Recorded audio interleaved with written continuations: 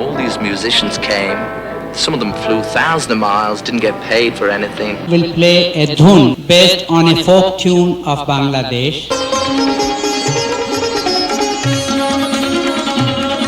Concert for Vietnam, concert for Pakistan, জীবনে এরকম নাম শুনেছেন?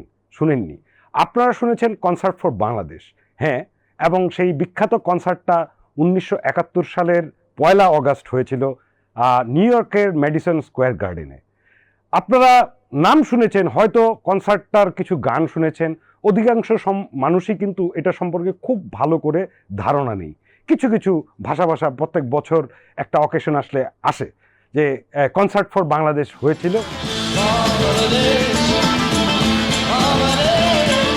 এবং আপনারা এটা মনে রাখবেন যে বাংলাদেশের নামে এই কনসার্টটা এখনো পর্যন্ত একটা বিরাট কালচারাল ইভেন্ট।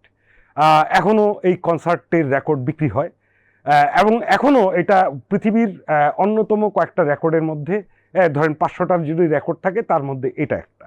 সো এটার সূত্রপাতটা আসলে কিভাবে হয়েছে আপনারা কিছুটা জানেন। রবিশঙ্কর, ওস্তাদ রবিশঙ্কর, উনি ছিলেন বাঙালি এবং ওনার একটা ইনফ্লুয়েন্স ছিল এই কনসার্টটা হওয়ার।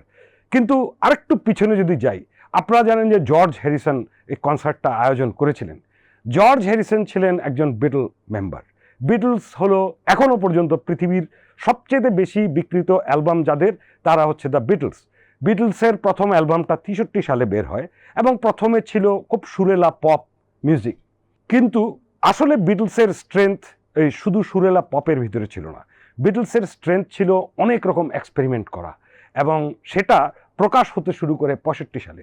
প্রথমে যখন বিটলস প্রথম অ্যালবামটা বের করে, এরপরে ব্যাপক জনপ্রিয় ওয়েস্টার্ন ওয়ার্ল্ডে, ব্যাপক কনসার্ট, ব্যাপক রেকর্ড বিক্রি, বিটল ম্যানিয়া সারা পৃথিবীতে শুরু হয়।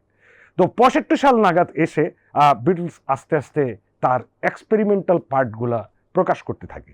ঠিক সেই সময় জর্জ হ্যারিসন একটা তাদের বিটলসের একটা ফিল্ম হচ্ছিল হেল্প নামের একটা তাদের অ্যালবাম আছে।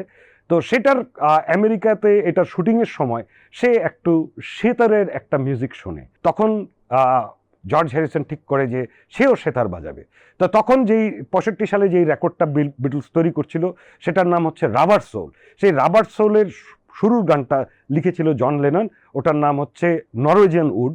এই নরওয়েজিয়ান উডের ওপেনিং যে লিড এবং পরবর্তীতে আরও কিছু জায়গায় সেই জিনিসটা গিটারের বদলে জর্জ হ্যারিসন সেতার দিয়ে বাজায়। তো জর্জ হ্যারিসন তখন সেতার বাজাইতে জানতো না, কিন্তু লিডটাকে সে কষ্ট করে সেই রেকর্ডিংয়ে উঠায়।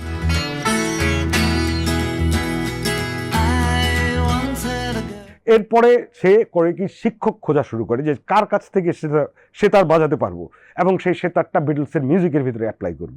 তো তখন তার পরবর্তী বছর 66 সালের দিকে রবিশঙ্করের সাথে পরিচয়। রবিশঙ্কর তখন লন্ডনে ছিলেন। রবিশঙ্করের সঙ্গে তাকে গুরু মেনে তার কাছে শেখা শুরু করে এবং এই শেখার প্রতিফলন বিটলসের একটা যুগান্তকারী অ্যালবাম রিভলভার, যেটা 66 সালে বের হলেও ওর গানের ভিতরের যে কোয়ালিটি সেটা এখনও আশ্চর্য লাগে। তো সেই অ্যালবামের মধ্যে পুরোই সেতার এবং তবলা দিয়ে একটা গান জর্জ হ্যারিসন পরিবেশন করেন। আর ওই অ্যালবামের যে শেষ গানটা, যেটা মানে মারাত্মক গান, টুমরো নেভার নোজ, সেটার মধ্যে সেতারের অনেক ইফেক্ট, ড্রোন এবং ইন্ডিয়ান ইনস্ট্রুমেন্টের অনেক ইফেক্ট আছে। আপনারা সেটাও শুনে নিতে পারেন, কত দুর্দান্ত। যাই হোক, এটা বলার কারণ হচ্ছে, তো জন হ্যারিসনের অলরেডি সেতার এবং বাঙালি রবিশঙ্করের সাথে পরিচয় এবং সেই সূত্রে তাদের ভিতরে বন্ধুত্ব। তো এটার পরে এর ভিতরে বিটলসের আরও অনেক ঘটনা ঘটে গেছে। তারপরে সেই 71 সাল যখন আসে, তখন লস অ্যাঞ্জেলেসে ছিলেন রবিশঙ্কর। লস অ্যাঞ্জেলেস থেকে রবিশঙ্কর ফলো করছিলেন পূর্ব বাংলায় কি হচ্ছে, পূর্ব পাকিস্তানে কি হচ্ছে। তো যখন এই পাকিস্তানি সেনাদের বর্বর আক্রমণ শুরু হয় এবং তার পরবর্তীতে 1 কোটি শরণার্থী গিয়ে ইন্ডিয়ায় ঢুকে, তখন রবিশঙ্কর চিন্তা করলেন যে তাকে কিছু করতে হবে। রবিশঙ্করের এই টানটার কারণটা হচ্ছে রবিশঙ্করের বাবা নড়াইল থেকে এসছেন। সো তার একটা বাঙালি নারীর প্রতি টান রয়েই গেছেন। তো তখন সে চিন্তা করলে কি করা যায়। তো একটা কনসার্ট করে, কিছু চ্যারিটি করে এই শরণার্থীদের দুরবস্থা আমরা যদি $25,000 উঠাতে পারি, সেই ডলার দিয়ে কিছু তো উপকার হবে। তো সে জর্জ হ্যারিসনকে লস অ্যাঞ্জেলেসে 71 সালের জুন মাসে এই আইডিয়াটা বলে যে আমরা একটা কনসার্ট করি, কনসার্ট করে কিছু করি, রেস করি। এখন বুঝবেন যে মিউজিশিয়ানরা সেই সময় কিন্তু ভিন্ন রকম ছিল। এখনকার মিউজিশিয়ানরা যেরকম শুধুমাত্র ওই টাকা আর খ্যাতির পিছনে ঘোরে, সেই সময়ের মিউজিশিয়ানরা কিন্তু কাউন্টার কালচারাল লিডার ছিল। তারা যুদ্ধের বিরুদ্ধে কথা বলতো, তারা মানবিকতার কথা বলতো, কারণ তখন মিউজিক ছিল এত ইম্পর্টেন্ট, যেটা হলো আপনি যদি এভাবে উদাহরণ দিই, এখন যেমন মানুষ খালি মোবাইল ফোনে তাকায় থাকে, তো সেই সময় মানুষ খালি গান শুনতো। এবং সেই সময়ের আজকে পর্যন্ত যে রেকর্ড সেল আছে সেটা কিন্তু সেই সময়ের পিক রেকর্ড সেল, মানে বিটলসের সেই সময় যেই পরিমাণ রেকর্ড বিক্রি হয়েছিল এখন সেই পরিমাণ রেকর্ড বিক্রি হয় না বিভিন্ন ফরম্যাটে। যাই হোক, সোজা কথা এটা খুব ইম্পর্টেন্ট ছিল যে মিউজিশিয়ানরা তখন they were full of heart. এবং জর্জ হ্যারিসন আইডিয়াটা খুব পছন্দ করলো, যদিও সে খুব নার্ভাস ছিল according to his ex wife Pattie Boyd. তো জর্জ হ্যারিসন তখন তার এক্স বিটলস মেম্বারদের সাথে যোগাযোগ করে, John Lennon, Paul McCartney, Ringo Starr. এখন একটু বিটলসের কনটেক্সটে আবার যাই। বিটলস 1969 সালে ভেঙে যায়।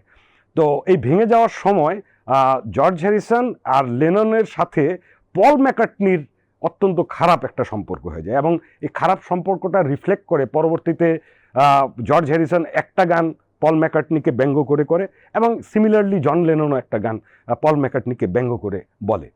সো এই অবস্থায় পল ম্যাকার্টনির কাছে যখন যায় জর্জ হ্যারিসন যোগাযোগ করে, তো পল ম্যাকার্টনি বিভিন্ন লিগ্যাল প্রবলেম এসব কথা বলে এটা অ্যাভয়েড করে যায়। আর রিঙ্গো স্টার সাথে সাথেই রাজি হয়ে যায়। আর জন লেনন, যাকে আমি গুরু বলি, এই গান বাজনার গুরু, জন লেনন রাজি হলেও যখন তার স্ত্রী ইয়োকো ওনো, তার জাপানিজ স্ত্রী, তার থেকে বয়স একটু বেশি ছিল, অনেকে বলে ইয়োকো ওনোর কারণেই বিটলস ভেঙে গেছে। তো যাই হোক, ওই কনসার্টে ইয়োকো ওনো পারফর্ম করতে পারবে না। ইয়োকো ওনো যখন দেখলো যে তাকে পারফরমেন্সে নেওয়া হলো না, তখন সে জর্জ হ্যারিসন এবং জন লেননের সাথে অনেক রাগারাগি করে, পরে জন লেনন এখান থেকে চলে যায়। এটা আমাদের দুর্ভাগ্য, কিন্তু তারপরেও এর ভিতরে বড় বড় স্টাররা ছিলেন। জন লেনন না থাকলেও ওটার মধ্যে, কনসার্টের মধ্যে বব ডিলান, এরিক ক্লেপটন সহ আরও বড় বড় স্টাররা ছিলেন। একদিকে Bob Dylan, Ringo Starr, Eric Clapton, অন্যদিকে ছিলেন রবিশঙ্কর, আলী আকবর খান এবং আল্লাহ রাখা সহ উপমহাদেশের বড় বড় মিউজিশিয়ান। এবং এটাকে নিয়েই কনসার্টটা তখন তারা প্র্যাকটিস শুরু করে, এবং 1 আগস্ট যে কনসার্টটা হয় ম্যাডিসন স্কোয়ার গার্ডেনে, এটা ফুল হাউস বিক্রি হয়ে যায়, 40,000 অডিয়েন্স করে দুটা কনসার্ট। তো যেখানে মাত্র $25,000 টার্গেট করেছিলেন ইনিশিয়ালি, সেখানে এই এক কনসার্টের মাধ্যমে $2.5 লাখ উঠে যায়। তো এই $2.5 লাখ তাদের লক্ষ্য ছিল এই টাকাটা এই শরণার্থীদের উপকারে পাঠানো হবে ইউনিসেফের মাধ্যমে, কিন্তু বিভিন্ন লিগ্যাল ট্যাঙ্গেলের সাথে সাথে পাঠানো যায় নাই। তো সেই $2.5 লাখ ইউনিসেফের কাছে আলটিমেটলি বিভিন্ন লিগ্যাল ট্যাঙ্গেলের মাধ্যমে দেওয়া হলেও ধাপে ধাপে স্বাধীনতার পর বাংলাদেশে আসে সেই টাকা 85-86 নাগাদ সেটাতে $12 মিলিয়ন। মানে এই যে এই কনসার্টটা হয়, কনসার্টটা হওয়ার পরে একটা রেকর্ড তৈরি হয়, একটা সিনেমা হয়, বিভিন্ন জায়গা থেকে প্রচুর টাকা এটা ইনকাম শুরু করে। $12 মিলিয়ন ইউনিসেফের মাধ্যমে চ্যানেলড হয়। 90-এর দশকে এসে জর্জ হ্যারিসন একটা প্রেসে ইন্টারভিউতে বলেছিল, কনসার্ট ফর বাংলাদেশের এফোর্টের মাধ্যমে বিভিন্নভাবে তার টোটাল $45 মিলিয়ন সে ইউনিসেফের মাধ্যমে বাংলাদেশকে চ্যানেল করেছে। এই টাকাটা কিন্তু রাখতে পারতো তারা, এটার কিছু অংশ রাখতে পারতো, কিন্তু তারা কিন্তু ডেডিকেট করে দিয়েছে এই টাকা। হ্যাঁ, কিছু বোধহয় খরচের জন্য রয়ে গেছে, যেগুলো কনসার্টের খরচ হয়েছে বা ফিল্ম মেকিংয়ে, আর বাদবাকি টাকা কিন্তু বাংলাদেশকে দেওয়া হয়েছিল।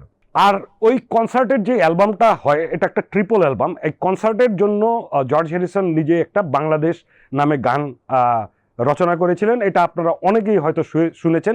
এই গানটা আসলে এক্সপ্লেইন করে জর্জ হ্যারিসন কেন এই কনসার্টটা করছে, যে আমার বন্ধু আমাকে এসে বলল যে সে খুব বিপর্যস্ত বোধ করছে ফর বাংলাদেশ, সো আমি এই কনসার্টটা করেছি এবং বাংলাদেশের বিপন্ন মানুষের পাশে তোমরা দাঁড়াও। সো এটা একটা স্ট্রেট ফরওয়ার্ড অ্যাপিল। এই অ্যালবাম, যেটা ট্রিপল অ্যালবাম বের করে, তার প্রথম সাইডটার মধ্যে রবিশঙ্কর, আলী আকবর খান সহ যারা উপমহাদেশের মিউজিশিয়ান আছে, একটা সাইড পুরা জর্জ হ্যারিসন সহ, একটা সাইড, প্রথম সাইডটা ছিল ওই রেকর্ডের ওই গান, আর বাকি দুই অ্যালবাম মানে ওই পাশ এবং বাকি দুটো অ্যালবামে ছিল অন্যান্য স্টারদের গান। এবং মজার কথা, আমি তো প্রথমেই বলেছি এই অ্যালবামের এখনও বিক্রি আছে। তো কনসার্টটা কিন্তু শুধুমাত্র একটা আনন্দের বিষয় তা ছিল না, এই কনসার্টের একটা প্রফিউজ একটা political, social impact, cultural impact হয়েছিল। যেমন সেই সময় আমেরিকাতেই কনসার্টটা হয়েছে, কিন্তু আমেরিকান সরকার, নিক্সনের তখন গভর্নমেন্ট, তারা কিন্তু সহায়তা করছিল পশ্চিম পাকিস্তানি জান্তাদের অস্ত্র সাপ্লাই দিয়ে। এবং আমেরিকার মানুষ খুব একটা অ্যাওয়্যার ছিল না, নিউজ আসছে তারা দেখছে না। এক ঘটনা, এক কনসার্টে পুরা সমাজ, সাধারণ মানুষ সব জেনে গেল। এবং ধরেন তখন নিক্সন, রিপাবলিকান, ডেমোক্রেট যে সিনেটররা আছে, তখন তারা প্রেশার তৈরি করলো। সো দ্রুত, এবং যেই কারণে স্বাধীনতার পরে আমেরিকার স্ট্যান্স দ্রুতই চেঞ্জ হয়ে যায়। সো স্বাধীনতা যুদ্ধে যে আমেরিকার জেনোসাইডাল একটা রোল ছিল, এটা কিন্তু পাবলিক অপিনিয়ন ঘুরে গিয়ে এটাকে পুরো চেঞ্জ হয়ে যায়। একটা কনসার্ট যে মানবিকভাবে অনেক ইম্প্যাক্ট করতে পারে, এটাই পরবর্তীতে 85 সালের লাইভ এইড কনসার্টকে অনুপ্রাণিত করে। তবে একটা জিনিস দুঃখজনক যে এরপরে খুব একটা বড় এই ধরনের কোনো মানবিক কনসার্ট করেনি, হয়তো পুরা মিউজিক ইন্ডাস্ট্রিটা খুব বেশি কমার্শিয়াল হয়ে যাওয়ার পরে। তবে আরেকটা দুঃখের জিনিস হলো যে বাংলাদেশে রবিশঙ্কর একবার এলেও জর্জ হ্যারিসন কিন্তু কখনো আসেনি, যদিও কনসার্ট ফর বাংলাদেশ তার হৃদয়ের মধ্যে মারা যাওয়ার আগ পর্যন্ত ছিল। কিন্তু তার চ্যারিটি ওয়ার্ক বাংলাদেশে আছে, এবং তার চ্যারিটি ওয়ার্ক হলো এখনও তার সেকেন্ড ওয়াইফ, যে যাকে 77 সালে সে বিয়ে করেছিল, অলিভিয়া হ্যারিসন, এবং তাদের একটা ছেলে আছে, তার নাম হচ্ছে ধনী, বাংলায় নাম রেখেছে। তো অলিভিয়া হ্যারিসনের সাথে আমার একটা ইন্টারভিউ করার সৌভাগ্য হয়েছিল 2011 সালে। জর্জ হ্যারিসন মারা যায় 2001 সালে, ক্যান্সারে মারা যায়। আর অলিভিয়া হ্যারিসন এসেছিল ইউনিসেফের এই চ্যারিটি ওয়ার্কের অংশ হিসেবে। তখন তার সাথে ইন্টারভিউর সময় উনি বলেছিলেন আমাকে যে জর্জ হ্যারিসন খুব ভালো বাঙালি রান্না পারতেন। তো এটা শুনলে খুব ইমোশনাল হয়ে যায়। সো আমরা যেন জর্জ হ্যারিসনকে কখনো না ভুলতে পারি, আমরা যেন কনসার্ট ফর বাংলাদেশ কেন হয়েছিল এবং কি ইম্প্যাক্ট করেছিল এটা যেন না ভুলে যাই। দর্শকরা যদি এই শোটা এনজয় করেন তাহলে লাইক করবেন, শেয়ার করবেন, আর আমাদের চ্যানেলে চোখ রাখবেন। ধন্যবাদ।